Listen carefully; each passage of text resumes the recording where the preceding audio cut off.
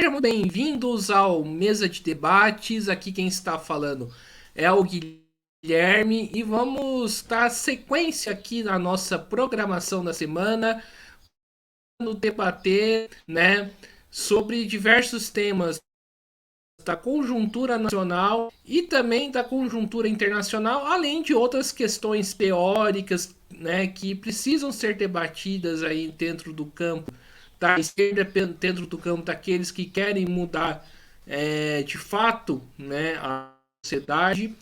E o meu convidado é o Alejandro Costa, a Costa, ele que é da primeira linha revolucionária.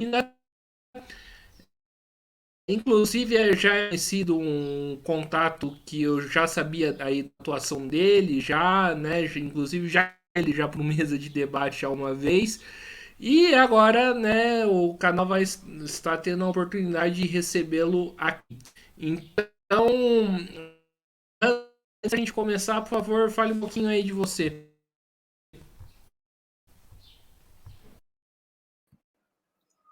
Obrigado, Guilherme.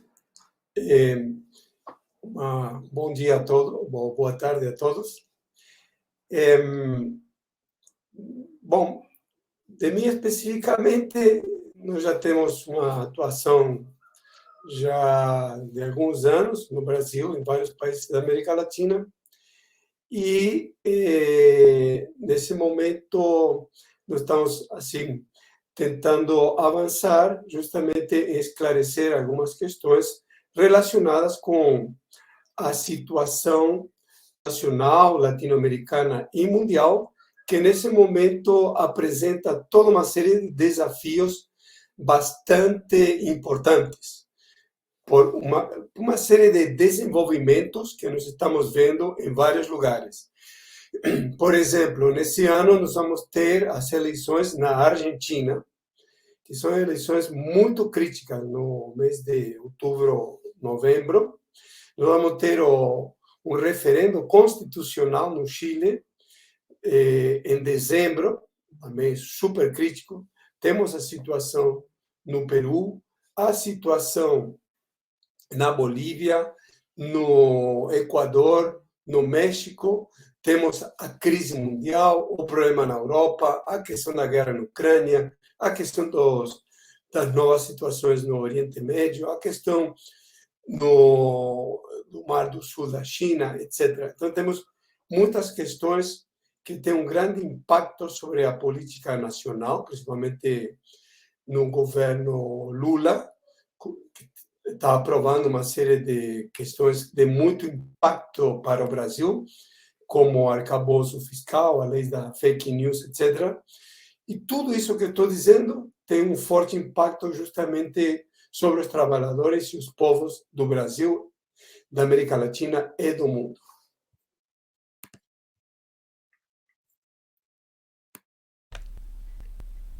Perfeito, Alejandro. E na área da América Latina?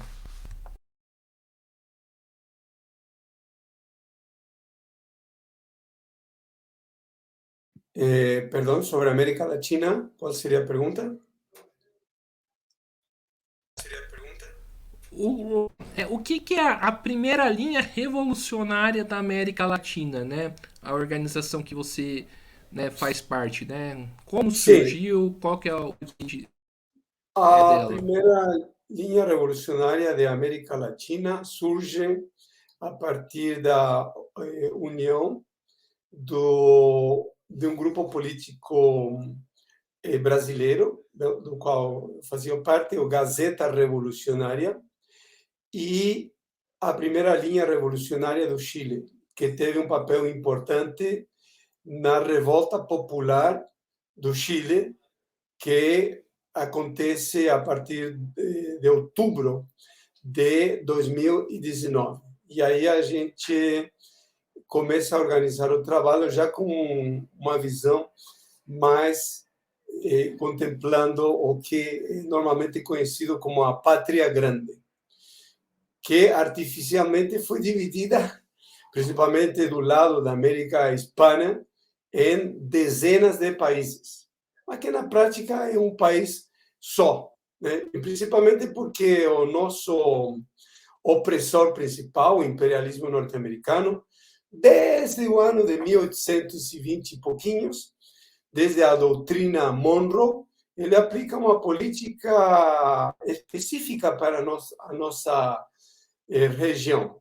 E a gente tem a visão de que nós precisamos, temos a obrigação de dar respostas contemplando a região como um todo.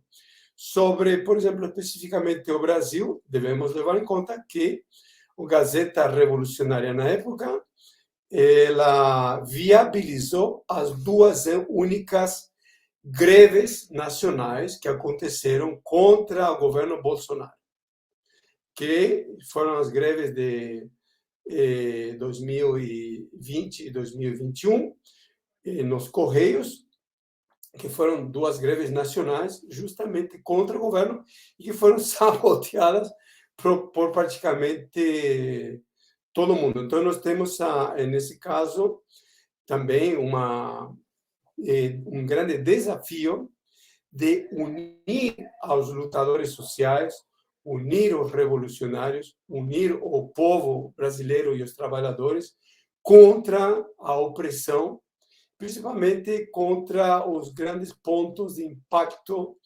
contra o povo e os trabalhadores, que nesse momento tem dois principais eixos, que é a questão do arcabouço fiscal e a lei das fake news, mas obviamente há vários outros pontos envolvidos e que por detrás tem o mesmo responsável, que é o imperialismo norte-americano. Perfeito. Você cita aqui a Argentina, né? E acho que a eleição da Argentina é bastante importante e mostra várias coisas aí sobre a tal chamada, né, esquerda liberal, né? Primeiramente, como que você avalia, né, as eleições da Argentina?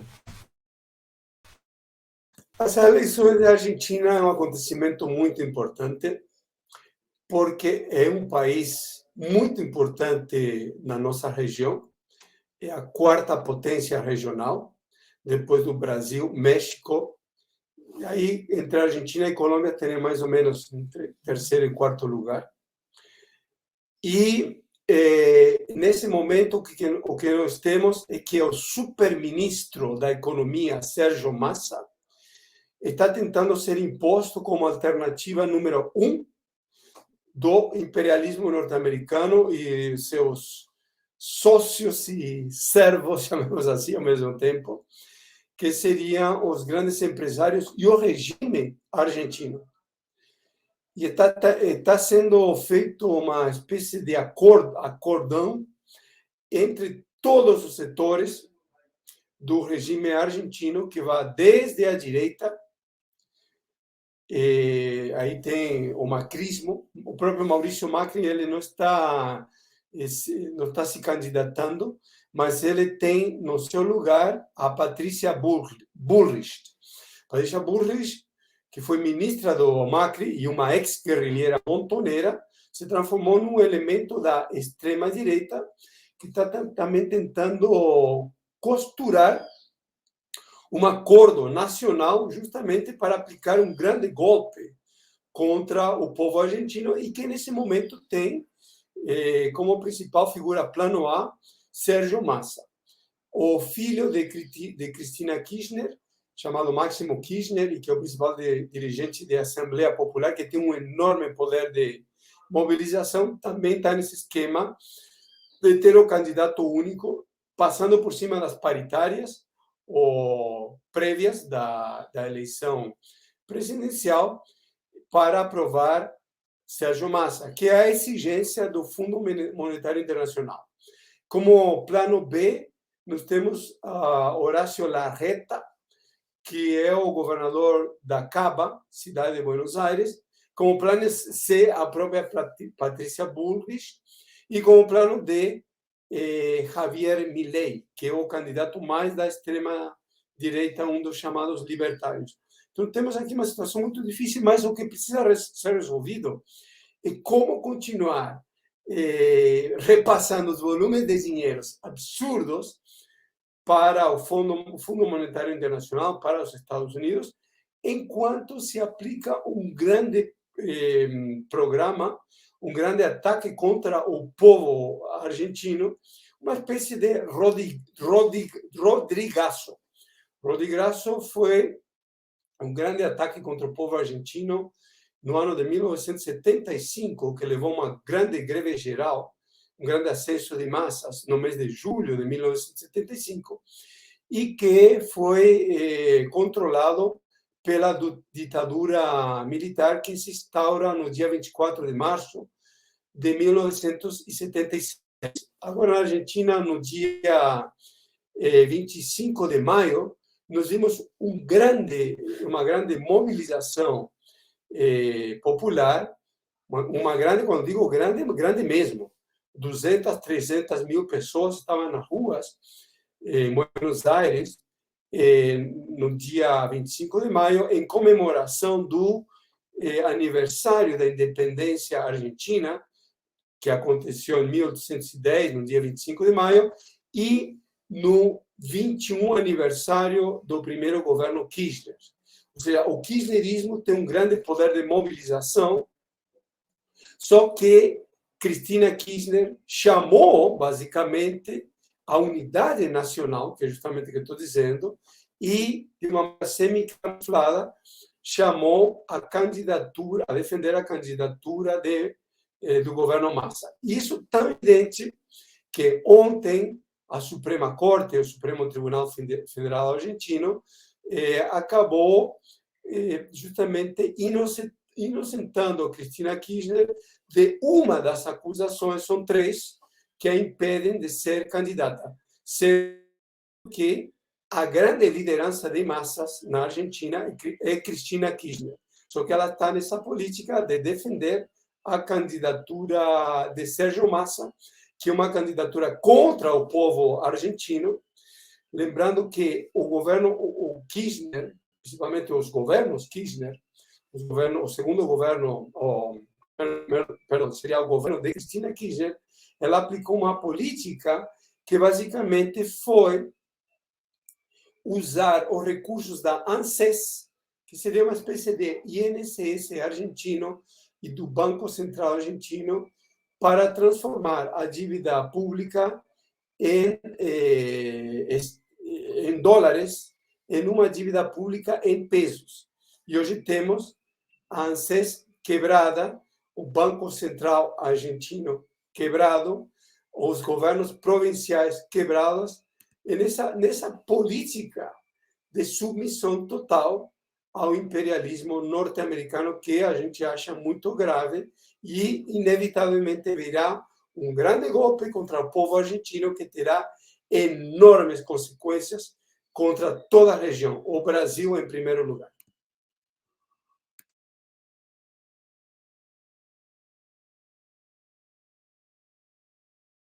Na Argentina, do campo de vista de organização esquerda, ele que é da FIT, da Frente de Esquerda e dos Trabalhadores. Como que você vê a FIT, né, e também no parlamento, né? Você aprova, desaprova, né, concorda? Nós conhecemos bem de perto essa questão e a FIT, Frente de Esquerda de Trabalhadores, que estava formada pelo Partido Obrero, o PTS, Partido dos Trabalhadores Socialistas, e pela esquerda socialista. Isso foi ampliado e agora faz parte do FIT, um FIT ampliado chamado FIT-U, que seria a FIT unificada, do qual faz parte também o MST, que é um partido também, tanto como o PTS e a esquerda socialista, o MST eram parte do antigo MAS, um partido muito grande que foi formado na década de 80 e que, depois da morte de Nahuel Moreno, no ano de 1986, 87, ele se explodiu em vários pedaços. O MST, principalmente, é um partido que tem uma política já tradicionalmente muito oportunista, muito institucional na Argentina e que influenciou muito o Fito nessas últimas eleições para uma política muito institucional. Isso pode ser visto no papel cumprido em várias instâncias e que se embrenhou, conforme a nossa avaliação, em umas políticas mais de cargos, mais institucional mesmo. Então, ficou numa briga por quem que seria candidato a isso, candidato a isso outro, nos últimos, pelo menos, 2 meses, e ficou praticamente paralisada. Então, nós achamos que a política do Fito, nos últimos meses, tem sido uma política paralisante, não uma política de luta, e sim uma política mais orientada a uma saída institucional. Nós não vemos com bons olhos a atuação do Fito nessas eleições.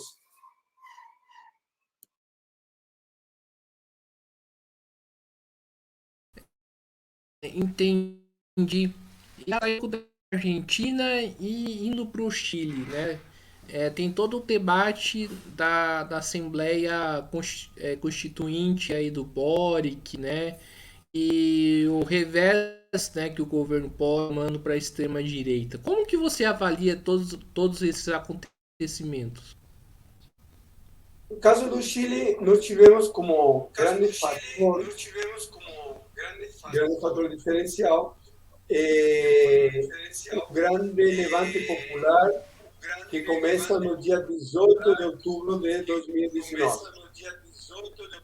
E isso aí, que começa com um grande levante popular, vai ser semi-controlado a partir do dia 15 de novembro, com um acordo nacional dos partidos políticos, desde a extrema-direita até a esquerda institucional, para chamar uma convenção constitucional, que não era uma Assembleia Constituinte. Tinha toda uma série de controles. Isso deu lugar à Convenção Constitucional desse ano passado, que foi derrotada. O governo e o regime como um todo, o sistema como um todo, fizeram uma propaganda de que teria sido derrotada porque o povo não votou a favor e que teria sido isso a obra da extrema-direita. Isso não é verdade. Essa Convenção Constitucional foi derrotada porque não atendia nenhum dos anseios do povo chileno e mantinha todas as estruturas colocadas em pé pela ditadura de Pinochet intactas. Por exemplo, a FAPI, que são os fundos de pensão que repassam um enorme volume de dinheiro para os empresários, e as ISAPRES, que são fundos da saúde, só os dois repassam 26% dos salários dos trabalhadores, são mantidos intactos. Com esse dinheiro, por exemplo, só para vocês terem uma ideia, os empresários chilenos têm se convertido no segundo maior investidor no Peru, só para ter uma ideia. Os carabineiros chilenos, que são as forças policiais mais nazistas que tem na América Latina, se mantêm absolutamente intactas. E tanto é assim que até no governo Boric, o general Yáñez, que é o comandante-geral de Carabineiros, responsável por todas as atrocidades que Carabineiros cometeu na repressão da revolta popular no governo Pinheiro, continua sendo o comandante-geral de Carabineiros no governo Boric. A militarização do Gualmapu, que é a região que existe no sul do Biobío, que é um rio importante no Chile, é pior no governo Boric que no governo Piñera. A militarização é pior. As privatizações feitas a troco de nada continuam no governo Boric, dando continuidade ao governo Piñera, e assim sucessivamente. Isso depois do rechaço ou rejeição da Convenção Constituinte, levou a essa Convenção Constituinte atual, que é pior que a anterior. Por quê? Número um, foi redatado um anteprojeto constitucional por 24 chamados expertos. E esses expertos, todos ligados à direita no Chile, tirando 2 ou 3 que é ligado a essa esquerda institucional, mantém uma coisa chamada 12 bordes. São 12 principais componentes que fazem com que as 12 estruturas principais da ditadura de Pinochet não possam ser nem sequer questionadas. E os 51 convencionais que foram eleitos, só 51, é para validar esse anteprojeto, só podem fazer pequenas alterações, desde que respeitem os 12 bordes da ditadura de Pinochet. E o pior ainda, que a rejeição do povo brasileiro, do povo chileno, fez com que houve um 35% de votos nulos, brancos e abstenção. E quem obteve a maioria foi a extrema-direita, de Cast, que é uma espécie de Bolsonaro chileno, e o Partido Republicano, que é um partido da extrema-direita. Mesmo nessas condições, o governo Boric e os satélites do governo Boric estão chamando a aprovar essa Constituição, que é uma Constituição da extrema-direita chilena, que não resolve nenhum problema do povo chileno e mantém intactas todas as estruturas impostas pela ditadura de Pinochet. Por isso, nós no Chile estamos chamando a rejeitar essa Constituição, que é uma Constituição da ditadura. Na nossa opinião, a extrema-direita de Cast e o Partido Republicano são voceiros da ditadura, e o governo de Boric e seus satélites são testaferros da ditadura também. E nós chamamos a votar em contra e por uma Assembleia Constituinte do povo, livre e soberana, eleita a partir das assembleias populares e dos cabildos no Chile.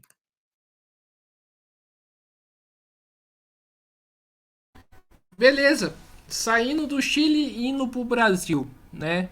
Você cita um negócio bastante importante, né? Que é um debate que acho que precisa ser feito, que é a questão da PL das fake news, né? E pelo que eu entendi, você enxerga a PL das fake news como um ataque também, né? Junto com o arcabouço fiscal. Eu gostaria de saber por que, primeiramente. No caso da PL das fake news, nós achamos que ela dá continuidade à lei antiterror de maneira piorada. É um dos componentes da lei antiterror.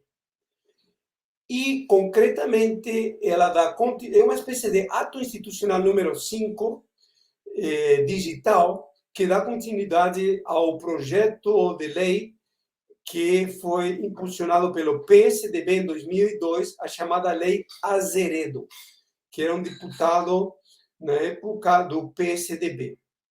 E o ministro da Justiça, o doutor Flávio Dino, não esquecer que em 2014 ele não apoiou a Dilma, ele apoiou a Aécio Neves. Ou seja, ele tem ampla proximidade com o PSDB. E ele também é a favor de impulsionar outros projetos de lei que estão em andamento no Congresso e que fazem parte justamente da complementação da lei antiterror. Então, são toda uma série de leis para justamente apertar mais a liberdade de expressão e a liberdade de manifestação do povo brasileiro. A propaganda a favor, impulsionada a partir do Ministério da Justiça, pelo ministro Flávio Dino, diz que o objetivo seria regular regulamentar as redes sociais. O problema é que esse objetivo é basicamente para nos calar. Nós temos que ver, por exemplo, o que eles fizeram contra o Telegram. Eles nada dizem a favor, por exemplo, do YouTube, do Facebook e do WhatsApp, que, como nós sabemos, são redes norte-americanas que são totalmente controladas, conforme denunciou Edward Snowden, perdão, pela NSA norte-americana.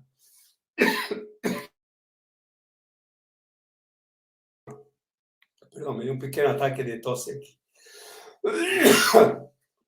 E, em contrapartida, dessa maneira, o que eles teriam seria o império da Rede Globo, que, conforme apareceu na imprensa, com a lei das fake news, vai lucrar 300 milhões de reais por ano, calando nossa boca. Nós somos a favor da liberdade de expressão e somos contra que a gente seja calado na internet, que é o único lugar onde a gente ainda tem alguma liberdade, por essa grande imprensa, e a regulamentação realizada em favor dessa grande imprensa. Nós somos a favor de que o povo possa falar sem controle, principalmente quando o controle é a favor do que o nosso saudoso jornalista Paulo Henrique Amorim chamava de PIG, Partido da Imprensa Golpista. E se alguém tem que regulamentar o lugar onde a gente tem alguma liberdade atualmente, tem que ser de maneira democrática, tem que ser a favor do povo. Nós não podemos admitir que um ministro que tem ligações com os tucanos venha nos impor restrições a favor da Rede Globo.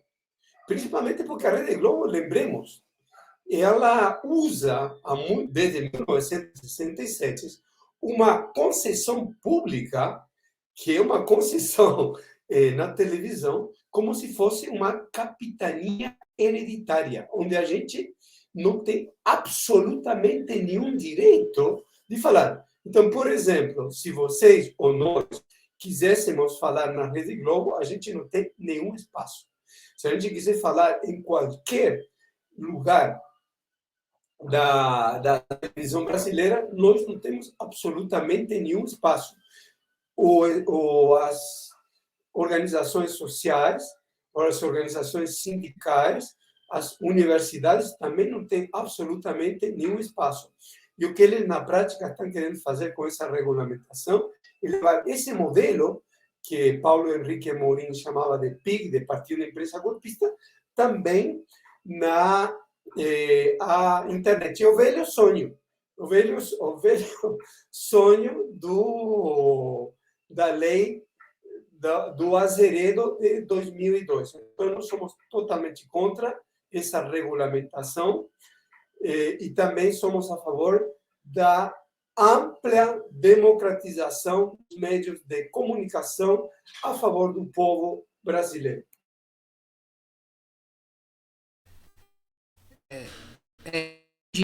Alejandro, eu entendo sua preocupação, mas quero colocar um questionamento, né? Muita gente, né, inclusive de esquerda, acaba apoiando essa PL por conta da ondas de fake news da extrema direita, das notícias falsas, né? Cito aqui, por exemplo, já que fizeram a CPI do MST, tipo, as notícias falsas, inclusive contra o MST, que eu acho que tem que ser combatidas pela esquerda, como um pretexto para apoiar as fake news, né, a PL das fake news. Como, né, lidar com esse setor da extrema direita, então, que solta notícias falsas, inclusive contra a própria esquerda, inclusive contra a gente mesmo, né? Como lidar com isso, então, Alejandro? Pergunta, Guilherme, eu acho assim excelente. Temos que tratar essa pergunta de maneira democrática. Ponto número 1. quem é o grande promotor de fake news há 60 anos, pelo menos? É a Rede Globo. Se tem que regulamentar alguma coisa, em primeiro lugar, são as concessões públicas. Um grande erro dos governos do PT é que nunca falaram nada sobre isso. O próprio ministro da Casa Civil, na época do PT, que depois foi vítima disso, ele disse que não precisava de uma TV pública porque tinha a Rede Globo. Acho um enorme erro essas manobras burocráticas que deixam de lado os interesses do povo brasileiro. Então, primeiro é regulamentar o grande gerador histórico durante décadas de fake news. E basta você assistir a Rede Globo e você vê que isso é uma fonte de fake news brutal. Número 1. 2. A Rede Globo foi o grande impulsionador da prisão do Lula e das eleições mais fraudulentas em 10 anos, que foram as eleições de 2018, que isso aí ninguém fala nada.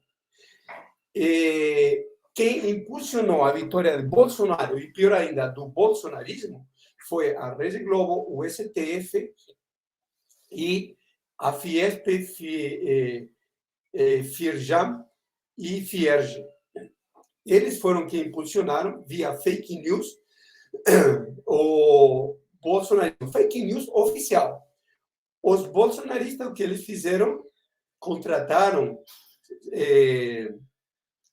centrais de informação, os call centers, para difundir fake news. Contratos, cada um custava 11 milhões de reais. O Ministério da Justiça, por exemplo, devia abrir uma CPI sobre isso. Nunca foi aberto nada. O governo Lula não falou absolutamente nada sobre isso. E também acho um erro muito grave de que a vitória do bolsonarismo seja considerada como um negócio normal. Não, senhor. Essa vitória do bolsonarismo não tem nada de normal. O golpe contra a presidenta Dilma é um golpe, deveria ser investigado. A vitória do bolsonarismo, não foi de Bolsonaro, do bolsonarismo, que impuseram um monte de governadores bolsonaristas, de deputados e senadores bolsonaristas de maneira ultra fraudulenta, deveria ser investigado e desconhecido. E também temos um problema. A vitória, por exemplo, de Bolsonaro no primeiro turno, tanto no Senado quanto na Câmara de Deputados, um negócio gravíssimo. E uma coisa que nós deveríamos fazer uma reflexão democrática, já que esse aqui é um espaço democrático, é o que aconteceu no dia 8 de janeiro, nessa tentativa de golpe bolsonarista. Um negócio muito esquisito. Um golpe de Estado super idiota, super mal planejado, que quem tem algumas décadas de experiência na política pode cheirar um dedinho da CIA, da Embaixada Norte-Americana aí. Tanto assim que nós devemos ver o que aconteceu depois desse dia. O bolsonarismo foi totalmente acuado e nós passamos a que o governo Lula-Alckmin teve governabilidade a partir daí. E outra coisa muito importante, quando a candidatura Lula se transformou em candidatura Lula-Alckmin, o que aconteceu? Os golpistas de 2018 passaram a apoiar essa candidatura por conta de Alckmin. E aí nós temos que a APL da fake news, basicamente, é uma política tucana. O arcabouço fiscal foi elaborado não por Haddad. Haddad é um mero laranja. Foi elaborado pela equipe de transição, que estava na equipe de transição econômica, os mesmos pais do Plano Real. Pedro Malan, Pércio Arida e Arminio Fraga. Foram eles que elaboraram o arcabouço fiscal, que consegue a proeza de ser pior que o teto dos gastos, porque impõe limites até para o aumento do teto dos gastos. Quem falou isso, por exemplo, não sou eu, que não sou um especialista no assunto, mas foi Maria Lúcia Fattorelli, que é uma reconhecida especialista no assunto. Então, quando nós vamos falar em fake news, tudo bem, concordo. A fake news na internet dos bolsonaristas é um problema. Mas, na minha opinião, esse seria 10% do problema, exagerando 20%. O grande problema da fake news é o problema da imprensa golpista, do PIG, que chamava Paulo Henrique Amorim. Tem que fazer uma PL da fake news da Rede Globo, por exemplo, em primeiro lugar. Das concessões das redes de televisão. Começa por aí. Aí você resolve 80% do problema. Depois que você resolve 80% do problema, bom, vamos aos 20%. Vamos ver como que a gente resolve o problema da fake news na internet. E não é ao contrário. E não é calando a boca nossa. Nós vimos o que aconteceu, por exemplo, com o PCO. Teve um monte de processo do Dória contra o PCO. Teve o ministro Alexandre de Moraes, que caçou as redes do PCO por falar. Ou seja, o direito à expressão foi cortado. O PCO não pode falar, um negócio com o qual a gente concorda, de que os Supremos Tribunais deveriam ser dissolvidos. Um direito a falar. E aí se confunde o direito a falar, que todo mundo devia ter, até a extrema-direita, um direito a falar com o direito a fazer. Por exemplo, o que a Rede Globo faz é um negócio nefasto. Faz anos. Ela, por exemplo, foi isentada de pagar 1,5 bilhão de reais em impostos. Ela deu dinheiro para os golpistas de 2018, fez uma enorme campanha e ninguém fala nada sobre isso. Então, se vamos falar de fake news, perfeito. Vamos falar das verdadeiras fake news, em primeiro lugar, e não vamos colocar um pedacinho que, em última instância, tem como objetivo nos calar. Calar os movimentos sociais, calar a quem é de esquerda, calar o movimento sindical, o movimento estudantil, os movimentos sociais.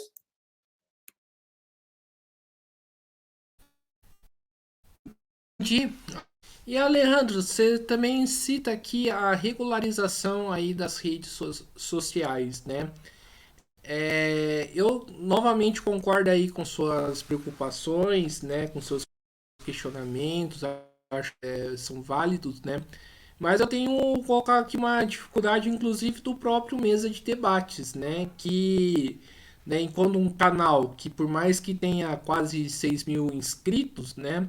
A gente tem que competir com muitos canais, por exemplo, da extrema direita, que tem capital, né? Que tem investimento e também, né, com a grande imprensa que tem, né, usa aí de milhões, né, inclusive do dinheiro público, né? Como, né, lidar com isso, né, Alejandro? Porque é uma concorrência desigual, né, inclusive de um canal que tenta trazer esse debate democrático, como você disse.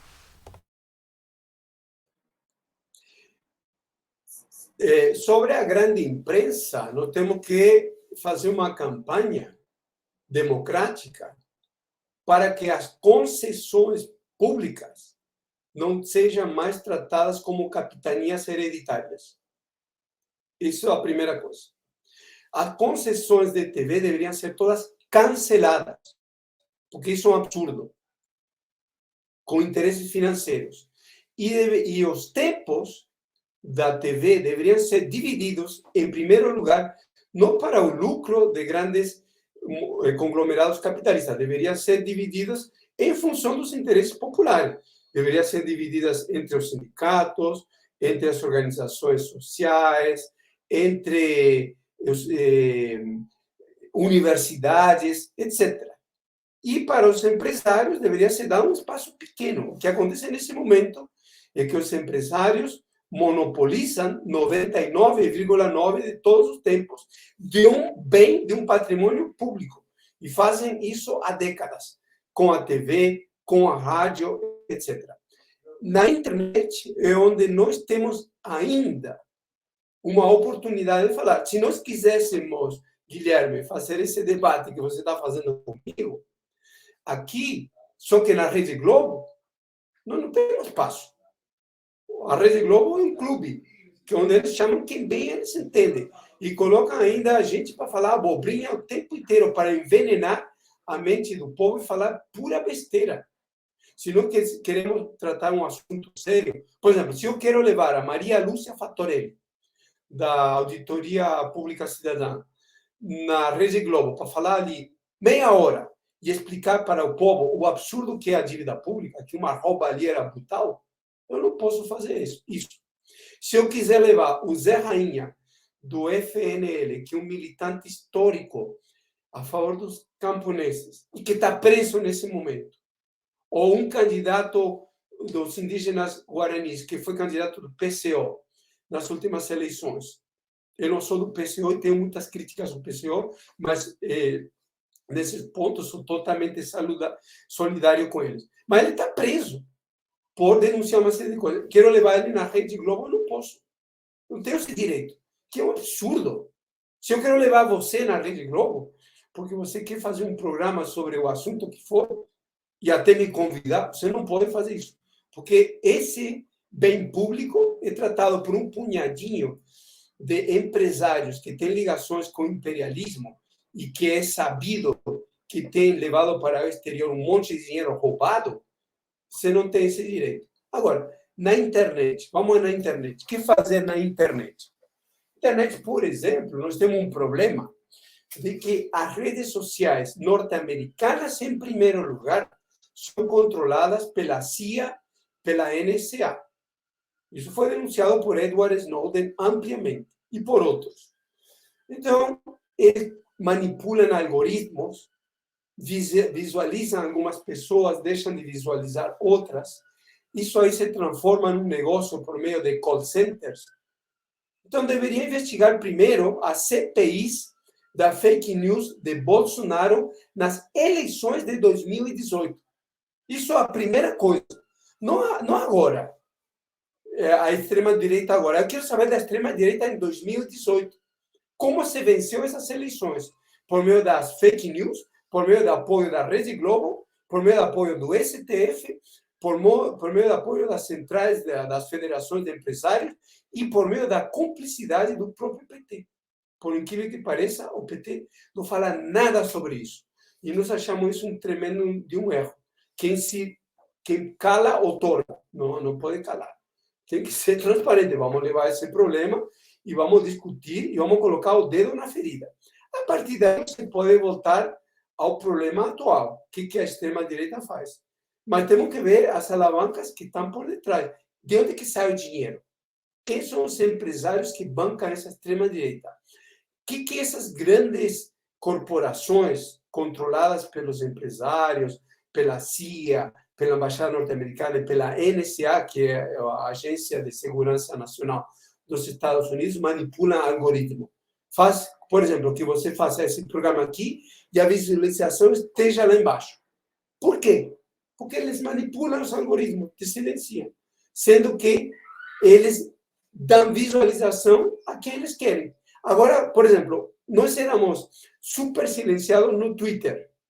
Agora, com Elon Musk, nós passamos a ser um pouco menos silenciados no Twitter. Não que totalmente estamos livres, não. Nós seguimos sendo silenciados, mas menos.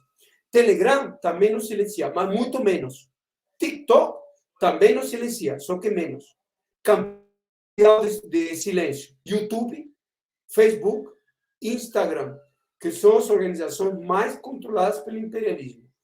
Então, teríamos que debater esse problema. Como que a lei da PL da fake news, ela quer passar por cima de tudo isso, não questionar o ataque brutal à soberania nacional, que significa a influência dessas redes sociais controladas pelo governo norte-americano no Brasil. Não falam uma palavra essa rede da fake news sobre isso.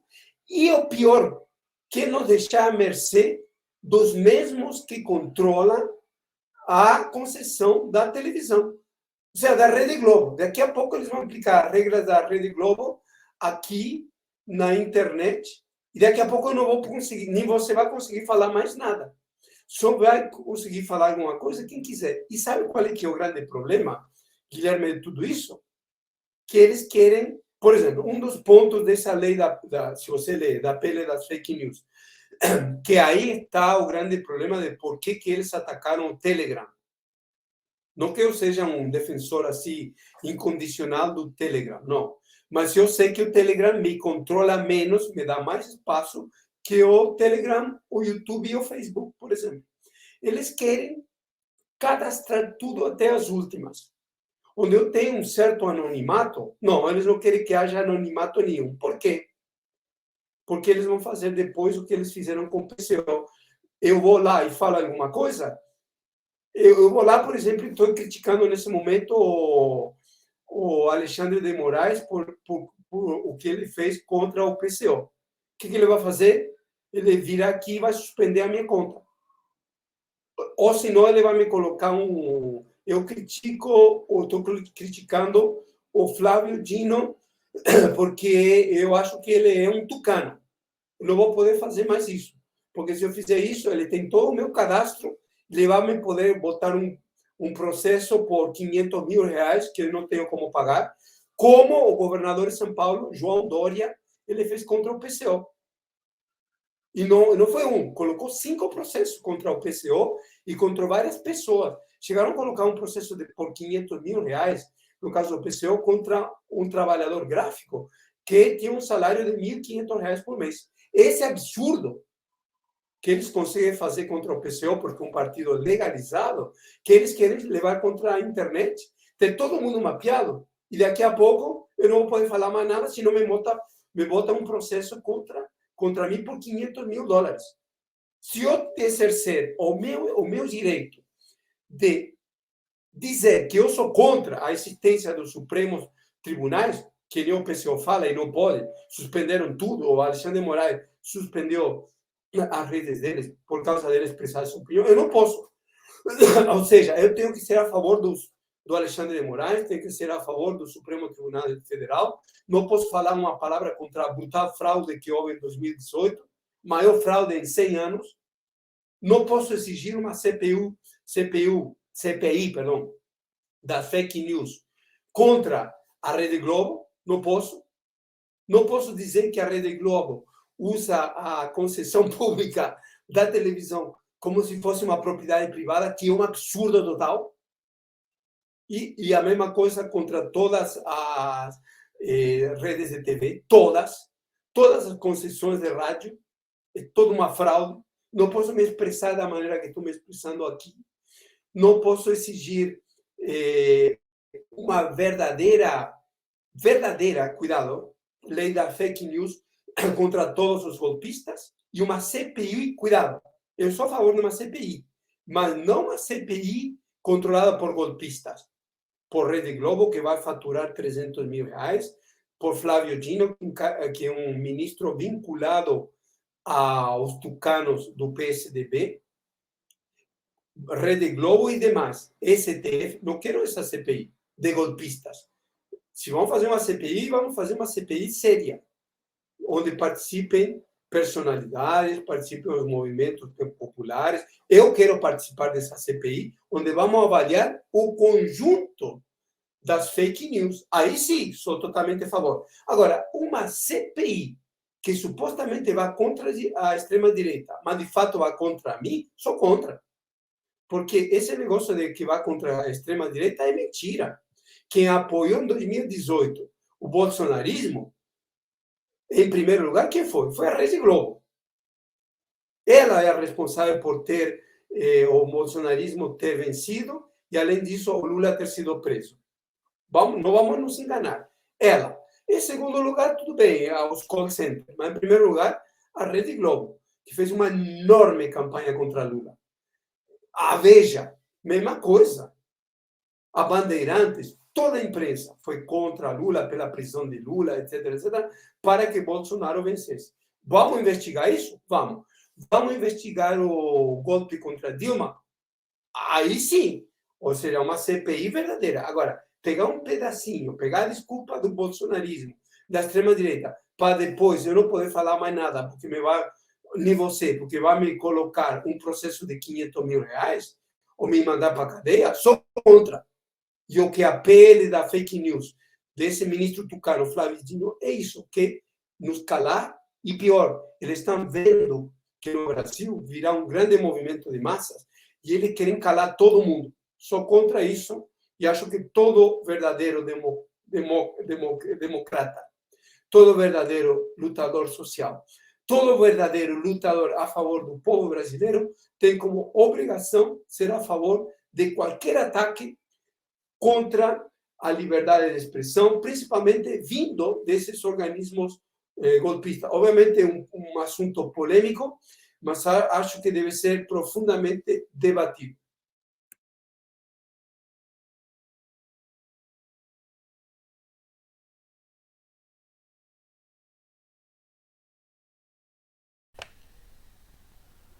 Acho que nós estamos aqui no problema. Alejandro, termina a sua fala que congelou no finalzinho. Perfeito? Eu sou contra qualquer ataque contra a liberdade de expressão, que está garantizado até pela Constituição Brasileira de 1988. Na minha opinião, se eu tenho alguma coisa para falar, eu devo ter o direito de falar. O problema não é falar, o problema é fazer. Senão vamos contra a liberdade de expressão. E sobre a fake news, sou a favor desde que não seja um processo promovido por golpistas, pelo STF, pela grande imprensa e por ministros tucanos. E se eu tiver o direito de opinar, eu e outras lideranças populares tivermos o direito de opinar nessa CPI ampla da fake news, que da maneira como está, ela quer calar os movimentos populares e depois botar uns processos gigantescos como eles fizeram contra o PCO, a título de exemplo. Maravilha, então vamos aí para a última pergunta do nosso bate-papo, né? Que já está aí quase chegando na hora do almoço. E Alejandro, a gente está falando aí da extrema-direita, né? De fake news.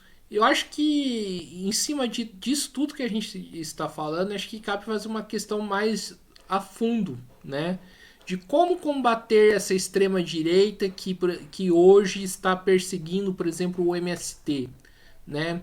A parte da esquerda, né, aposta muito nas instituições, aposta muito no STF, no Alexandre de Moraes, que que eu particularmente questiono bastante, né? Porque o Alexandre de Moraes é um cara que até uns anos atrás estava perseguindo estudantes secundaristas em São Paulo por lutar contra o fechamento de escola.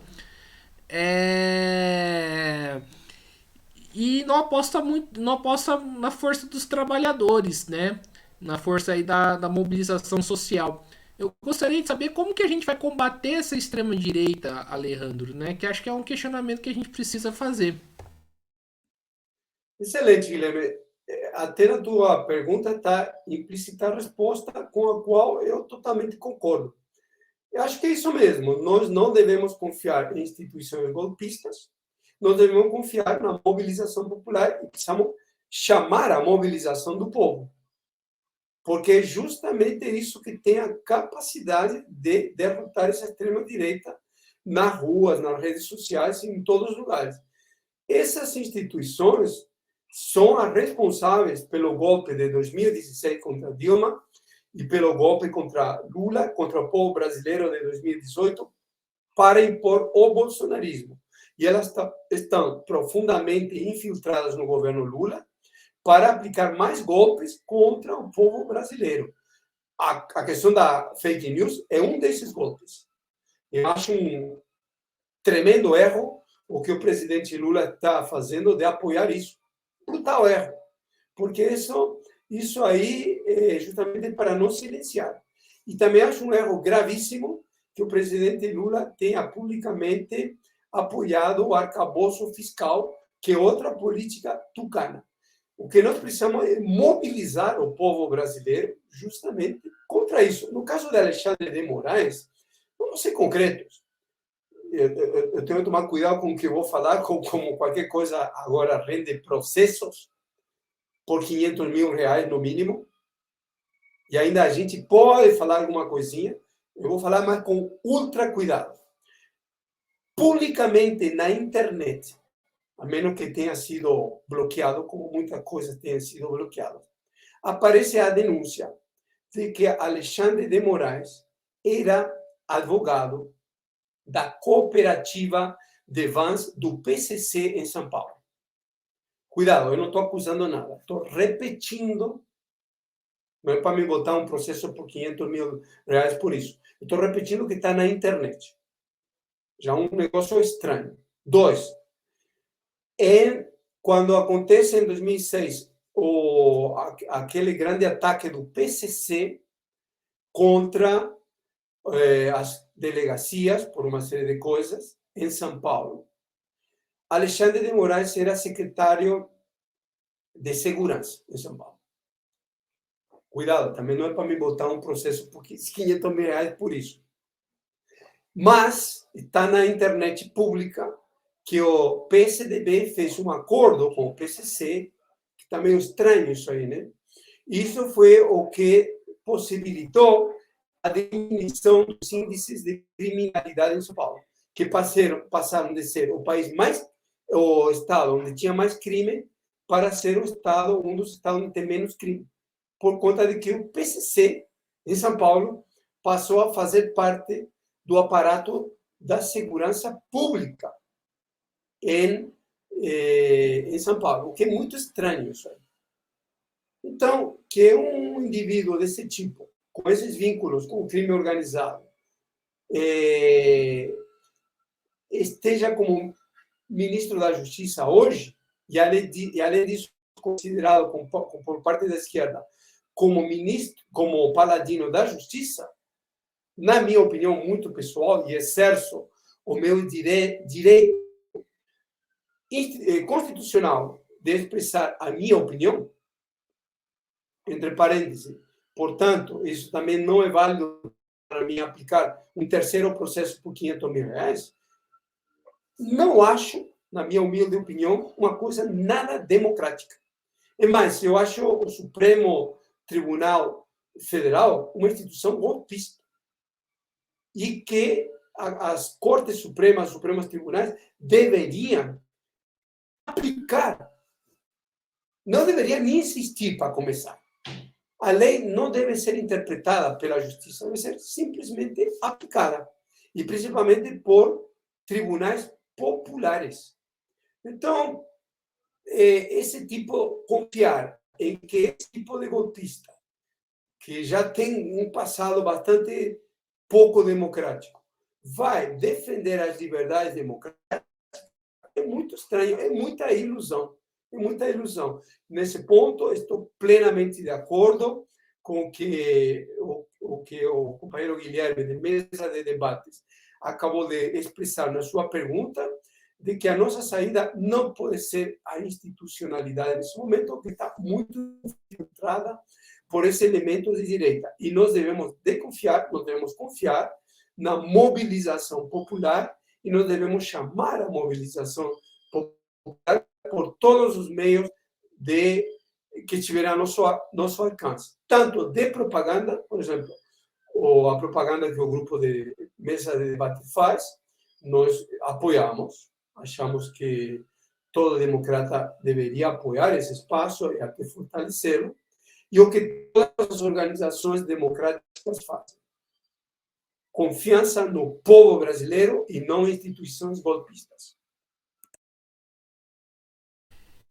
Então é isso aí, pessoal. Estamos encerrando aqui mais uma entrevista do Mesa de Debates. Quero aqui agradecer a presença do Alejandro Acosta. Gostei aqui do nosso papo e passo novamente a bola para ele para fazer suas considerações finais. Bom, agradeço em nome de Primeira Linha Revolucionária e os nossos aliados, que são várias organizações de luta e do movimento social. E por esse espaço, sempre muito importante, e faço um último chamado justamente a defender todos os espaços democráticos que ainda existem, porque inevitavelmente virá no Brasil um grande levante de massas, que ainda pode ser um pouco difícil de enxergar, mas nós vimos isso no Chile, nós vimos isso na França, vimos isso no Peru e em vários outros países. E o nosso papel é justamente usar esses espaços para levar as análises e o contraponto ao que a direita e o regime fala às pessoas e ao povo brasileiro. Então, muito obrigado a todos.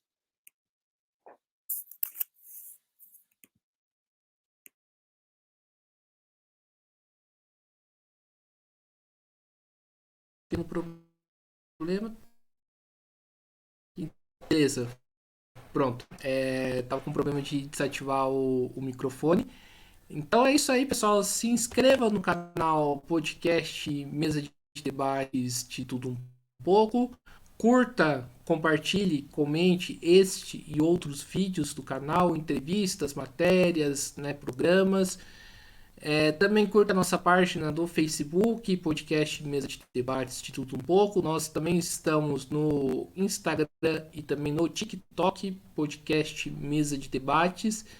E quem puder, né, colabore aqui com o nosso Pix, 385 007 02800 CPF. Nós somos uma mídia independente, não recebemos dinheiro, né, nem do Estado, nem do capital privado, e nem queremos. Então, por isso, para a gente continuar fazendo aqui as nossas atividades, né, e mantendo a nossa independência política, nós precisamos ter independência financeira. Então, quem puder fazer uma contribuição aí via Pix, né, a gente agradece.